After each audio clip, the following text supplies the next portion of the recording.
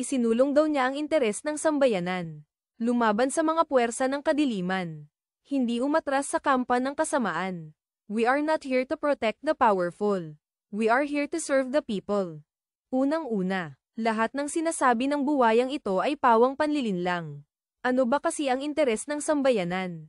Nasaan ba ang mga petisyon ng sambayanan na sinasabi mo? Mula sa mga purok hanggang sa mga barangay level, wala, dito makikita na walang kwenta ang House of Representatives, kasi hindi nila nare-represent ang tunay na saloobin ng mga nasasakupan nila. Hindi na nila tinanong kung gusto ba ng mga tao sa bawat barangay na nasasakupan nila.